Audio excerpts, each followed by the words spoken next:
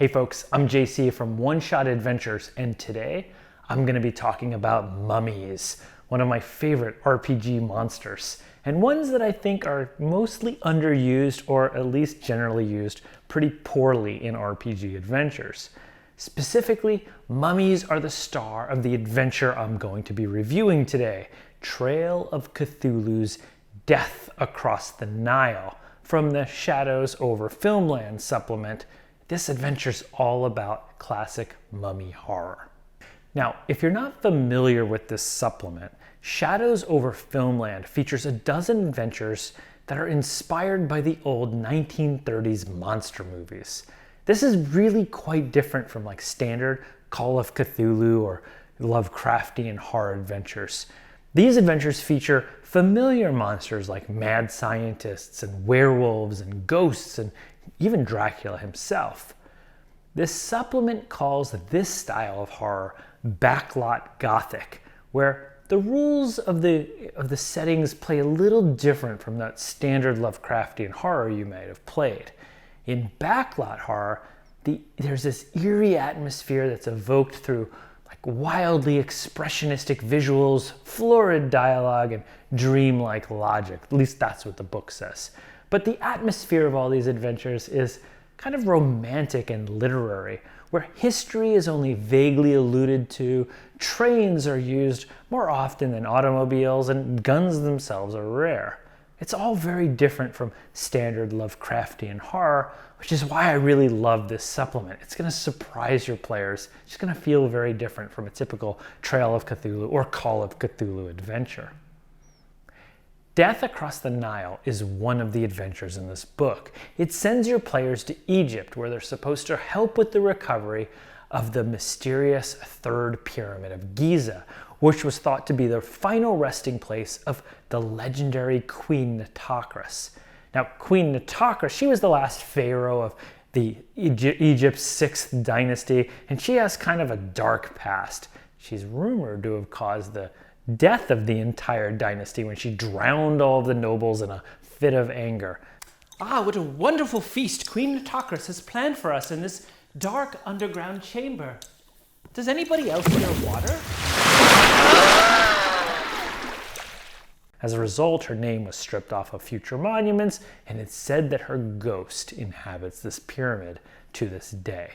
Sure enough, soon after your players arrive at this site, they'll find themselves surrounded by death, murder, and the stench of stained history. Who or what is behind these attacks? Can your investigators solve this mystery, or will they fall to the curse of this pyramid? Well, if you're interested in learning more, flick on the projector, grab your popcorn, and get ready for some jump scares, because not only am I going to give you a review of Death Across the Nile, I'll give you some tips and tricks on how to run this one like a pro.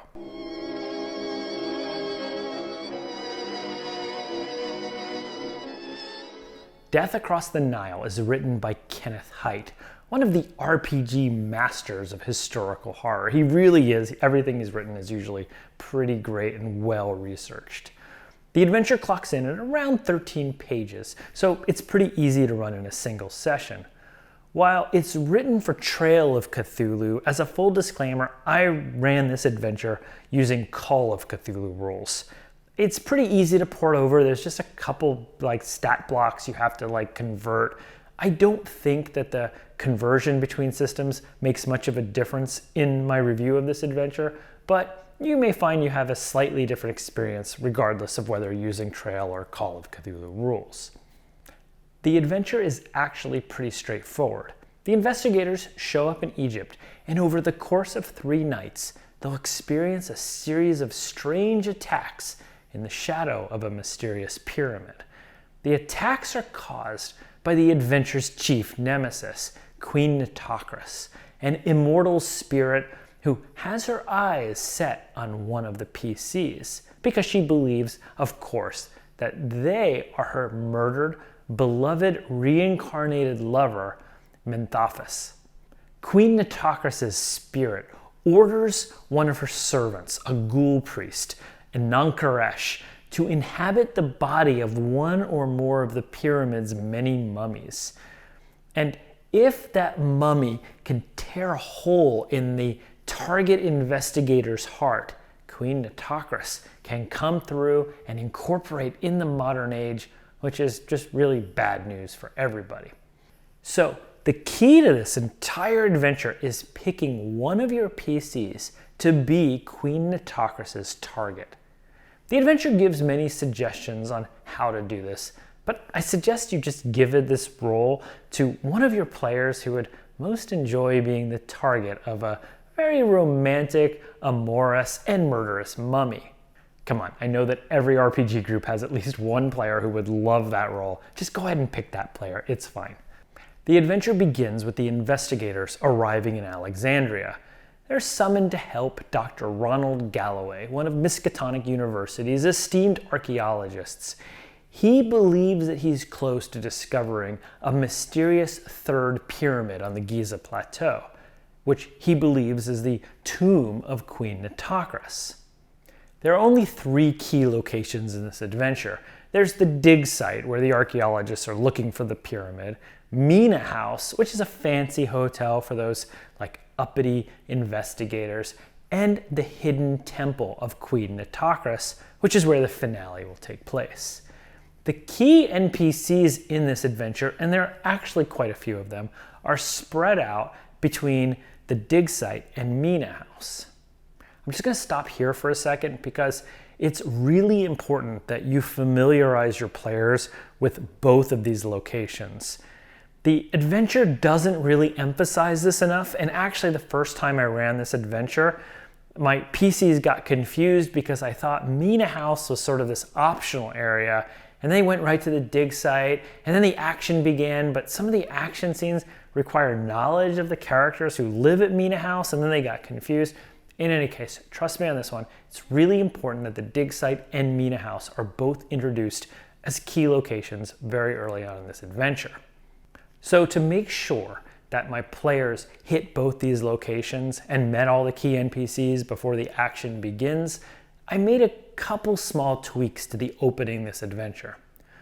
Once the PCs arrived in Alexandria, I told them they were supposed to meet at Mina House, which is where one of Dr. Galloway's assistants was going to meet them and give them a ride to the dig site. And while waiting for the driver, he was running a little behind, that's what drivers do, they got a chance to meet the 2 key NPCs who live at Mina House. Dr. Freund, who's this German mesmerist who can be really helpful to solving the supernatural elements of the mystery, and his daughter Zita, who is the romantic interest of one of the other characters at the dig site. And during this initial meeting, Zita asks the PCs if they could give her a ride to the dig site to visit with her paramour. Well, this little change makes the adventure go way more smoothly because it gives the players more chances to develop relationships with these NPCs and gives them more options later on to use them for help in solving the mystery. Let's talk about Zita a little bit. She's the romantic interest of Dr. Galloway's chief assistant, an annoying person named Fletcher Norton.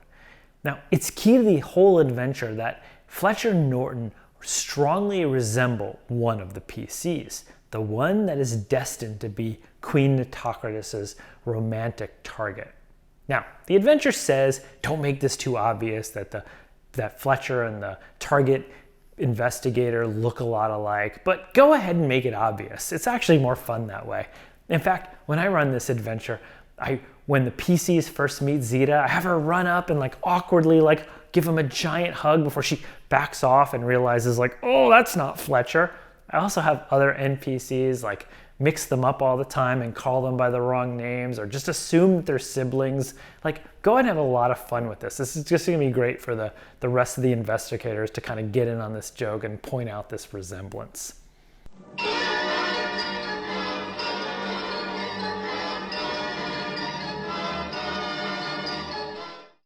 Now, the reason that it's important that Fletcher looks like one of the PCs is because the first night at the dig site, the PCs are awakened by a scream and poor Fletcher is dead.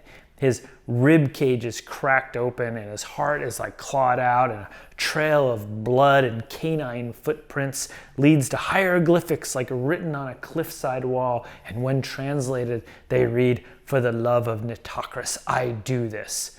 And this is going to freak out all the players because now they know there's something out there unnatural that's stalking them. One of the disappointments I have with this adventure is it doesn't really describe how the NPCs who are at this dig site react to this horrible event, other than Zeta, who just saw her boyfriend just get like horribly killed. She's obviously upset. So you kind of have to make this up. I said that the natives who worked at the dig site, they're just obviously all freaked out and they just flee in terror and they're never coming back, and that leaves the PCs more alone and with less like guards around them. And then the remaining archaeologists, they're not sure what to think, but they just insist that anyone staying at the dig site has to like double up in their tents and set watches, and they're on high alert. Well, the next day goes pretty calmly. There's not going to be much to do for the players other than just kind of like talk more about what happened and maybe do some light investigation. But the second night, something else goes wrong.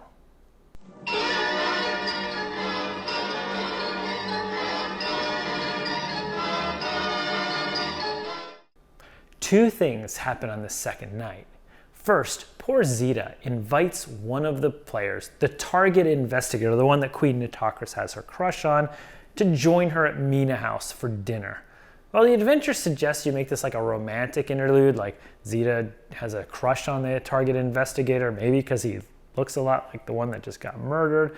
But I just usually appeal to the player's sense of heroism here.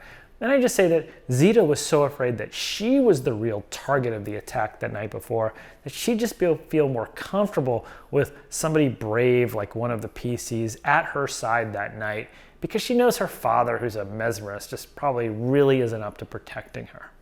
This ask almost always gets a couple players to volunteer to stay with Zeta. With the target investigator over at Mina House with Zeta, that investigator's bunkmate, the adventure suggests a helpful NPC student named Will Mannering, but really it could be any of the NPCs, it doesn't really matter, becomes the target of the next mummy attack. And sure enough, the mummy strikes again in the dark, killing another victim and easily shrugging off any attacks that the PCs launch at it if they were standing guard. Now, the second night is also tricky to get right because at this point, your players will absolutely be on their toes. Like, they just got attacked the first night. They'll probably suspect something happening the second night, and they'll be standing guard with like rifles or dynamite or whatever, taking watches and just ready to go full-on special forces against anybody who comes into their camp. It's highly unlikely that they'll sleep all spread out in like their tents like the adventure assumes they will. This is where I give the mummy attacker like a little bit of a special ability that is not really mentioned in the book. I say that he can like turn himself into sand, so he can kind of like sneak his way into the tent, appear, and like kill that NPC villain, but then he'll get seen by the PCs who can like go full on against him and like shoot him and take him down. It actually doesn't matter if the mummy dies here, because these mummies are controlled by a spirit. If he gets wiped out, that's okay because more will be back later. So regardless of whether the PCs defeat the mummy here or he escapes, they'll find the target investigator's tent ransacked and bloody.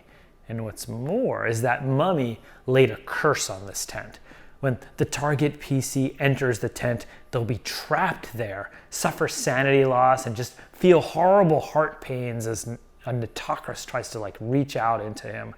And buried in the four corners of this tent are the personal items of that PC, as well as pieces of the victim, Will Mannering, or whoever you chose, his heart are buried inside each of those personal belongings. And only by like unburying those things and burning pieces of the heart can this curse be removed. And I love this. This is like a classic like mummy trap where it's just weird and it's grotesque, and it just like has an opportunity of just freaking out players when they realize that one of the players is just trapped there until they kind of puzzle their way out and can free him. That's just a really cool moment that always like unsettles my PCs.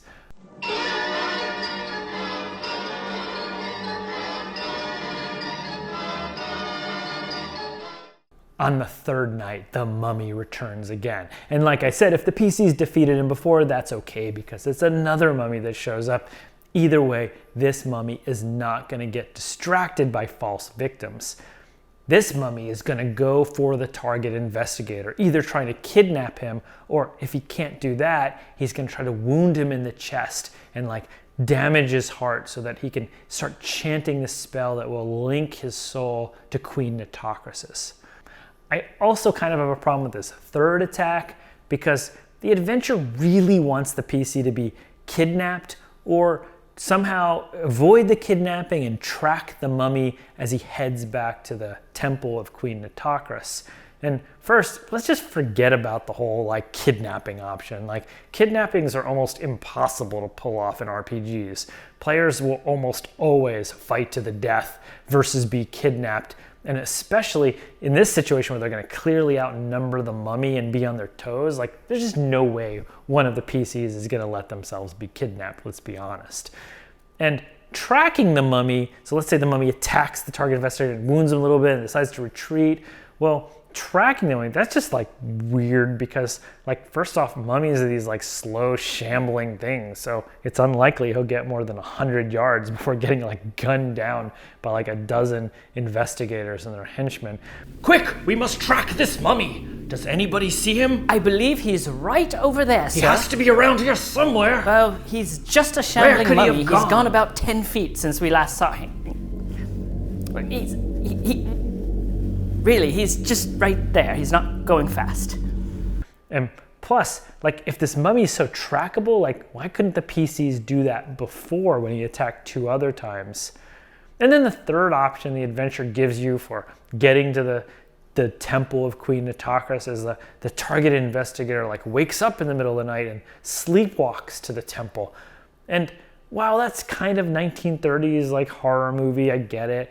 I think just all of these options are like really clumsy to get the players to the final part of the adventure, which is this temple of Queen Natakras. Now I have a fix for this, but I'm actually going to talk about it in a little bit when I sum up my thoughts, so stay tuned.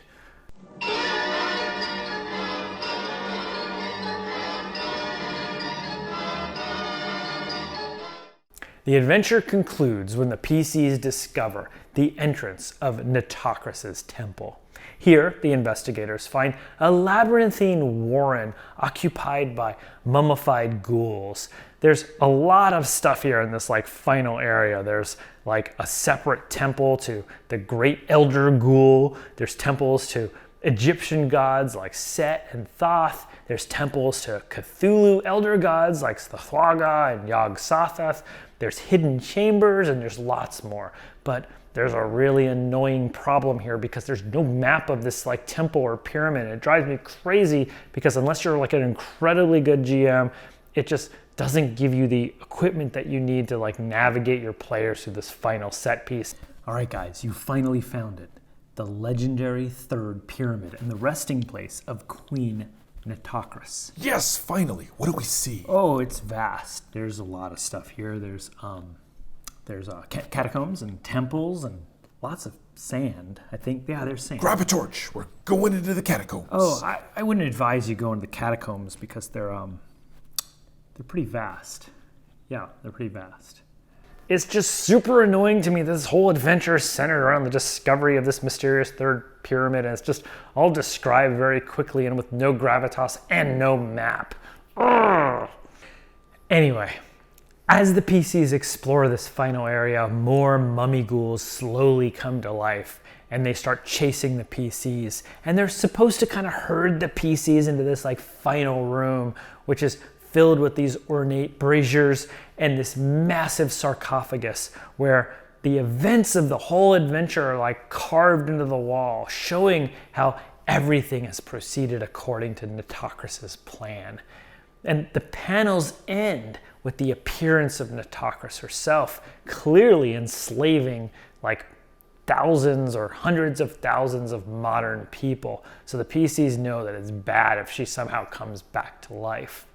The mummies continue their attack on that target investigator. They're still trying to wound him and like cut his heart a little bit, and so they can complete a ceremony that will summon Natakras into the world through his heart.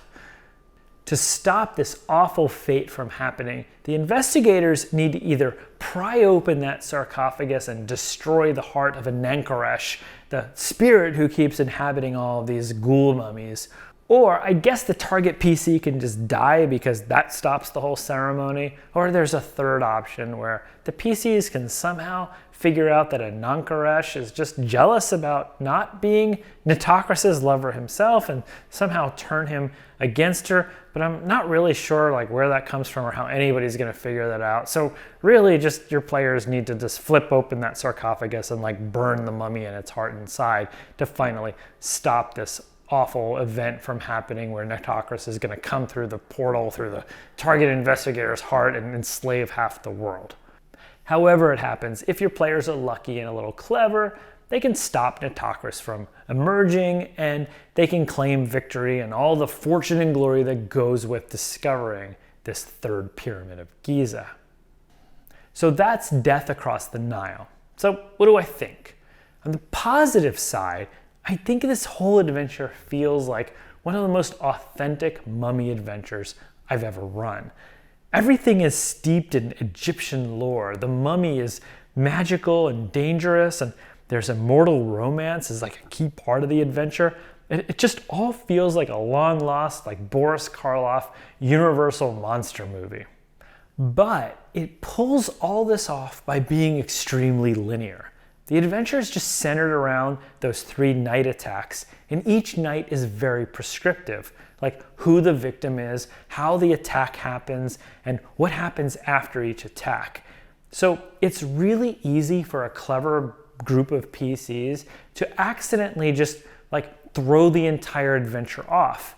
In fact, I think it's likely that your PCs will do this, especially since so much of the adventure is centered around that single target investigator. And if that investigator isn't at the right place at the right time, then the adventure can just kind of come off the rails a little bit and really require you as a game master kind of assemble everybody back in the positions they need to be in for that second night. I also didn't like how during the daytime, there's not much for the PCs to do. I wish the adventure had the actual search for the third pyramid being a more important part of the adventure versus being saved up at the very end for like a sleepwalking PC to discover. This last time I ran this adventure, I tried fixing this a little bit by saying that anybody who was either wounded by a mummy or lost sanity because of a mummy, they would start having these terrible waking nightmares. They relive that scene where Natakras assembled all of the nobles who were complicit in her lover's death, and she invited them all to this great feast in this underground chamber, and then they all died terribly, like drowning when she let the Nile just come in and flood the room. And these nightmares that the PCs have happen, like they're one of those nobles, they're terrible and they cause repeated sanity checks, but with each vision that they get glimpses of the location towards the temple. Like first they may see a little rock formation, and then they see a pattern of the Nile River, or maybe the stars, the constellation in the sky that night.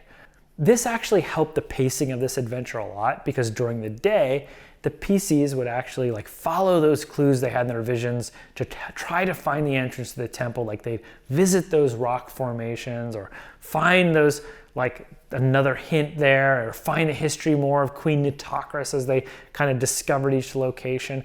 These hints let the PCs work together to first find the temple complex itself, and then triangulate the location to that brazier chamber where they ultimately needed to go at the very end. And this all worked a lot better. It added to the exploration theme of this adventure and just gave the PCs something else to do besides sit around and wait for those nighttime attacks. So in the end, I'd say check this adventure out if you're a fan of classic 1930s mummy stories, or you have a small group of players who don't mind a linear story as much. But if you have a bigger group of players, or your players are experienced enough that they want more like investigative horror with clues to find, you may want to just skip this one and try one of the other great Trail of Cthulhu adventures instead. By the way, it is worth noting that many of the problems that I have with Death Across the Nile go away when you're running this with a very small group of players. I actually ran this once with 2 players and it went really smoothly. I think a lower player count just really decreases the likelihood that those nighttime encounters will go off the rails, and it'll give more time for your players to spend with those NPCs, which will make their deaths that much more shocking when the mummy kind of accidentally kills them. I actually think that this adventure would be a really good one for 1 GM and 1 player, especially since so much emphasis is placed on the player who's the target of Queen Natakras' love. But I've never run it like that. But if you have, let me know how that goes. Or if you've run or played in this adventure at all, just let me know in the comments below how it went. I'd love to hear your stories.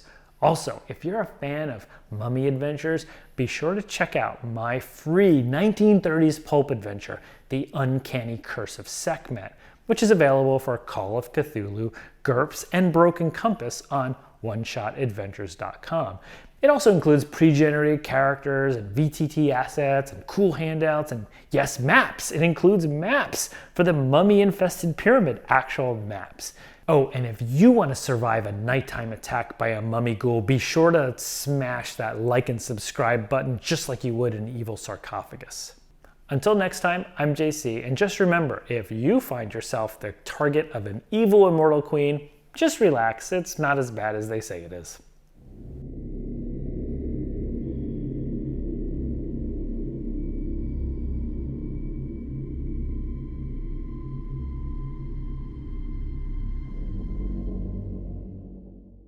Ah, what a wonderful feast Queen Natakras has...